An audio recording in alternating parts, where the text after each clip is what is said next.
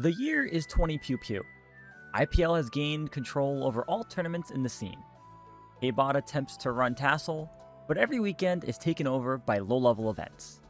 The meta has evolved to the point where matches are determined by who charges armor first. Humanity is at its peak. This has been the description of the general channel in the Inkling Performance Labs staff server since 2020. Thankfully for us, that year has never come to pass.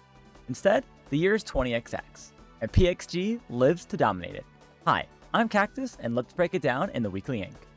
Starting with our weeklies, Baja Blast number 40 saw a significant smaller event thanks to the 20XX shaped elephant in the room begging to be addressed, but still brought in a pretty alright 14 teams nonetheless. While most were generally lower level teams, who didn't feel like getting curb stomped by Moonlight and Duck Motif in pools, the winning team of Babby Gulling definitely was not, and their bracket performance definitely showed it.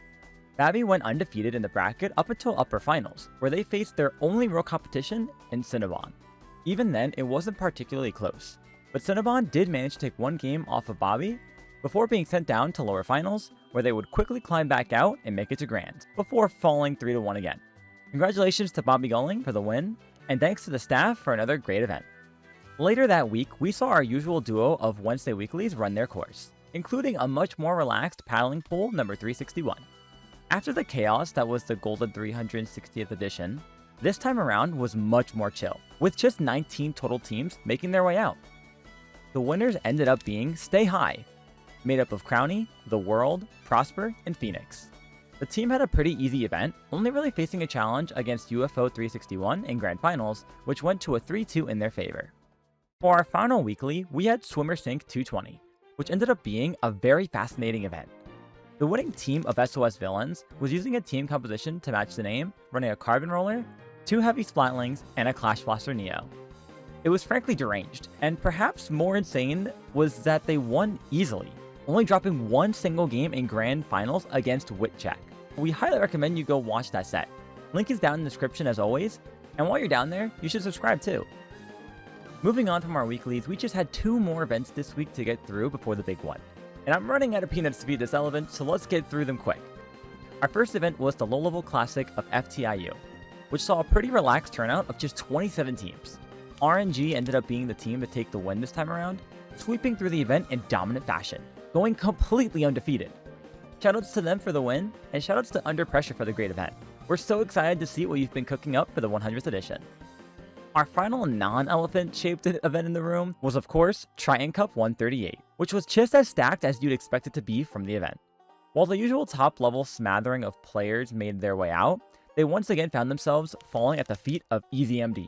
As perhaps the most regular name on our show at this point, the EU Giant found themselves as the winner of yet another Dapple Productions event, really only facing competition by the pickup of Fruity Teller, who did manage to take one set off of them in Grand Finals, but lost the bracket reset. Congratulations to them, and oh god, this elephant is rapidly approaching. Yes, as you all should be aware, Dapple's Productions Major Tournament 20XX just ran its 6th series, bringing in a strong 50 teams, including basically every top-level team you could think of. Lots of newer top-level teams like Blanks, Ascension, and Sun Eaters all made their way out to prove they've got it, to varying levels of success. Of the lot, Ascension and Sun Eaters both did very well, getting 5th and 6th respectively, while some of the other new Division X teams didn't do quite so hot. Lots of the old guard of teams began to show their crack as well this event, with teams like Hypernova and Duck Motif finding themselves taking losses to newer generation pickups and teams, really painting the picture that the new era of Splatoon 3 players are here.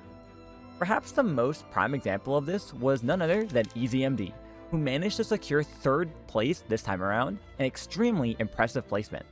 The team double eliminated fan favorite and longtime top contender Moonlight, and in quite dominant fashion at that, continuing to help their case as one of the strongest teams in the Western scene right now. The team only lost to the 2 teams who placed above them.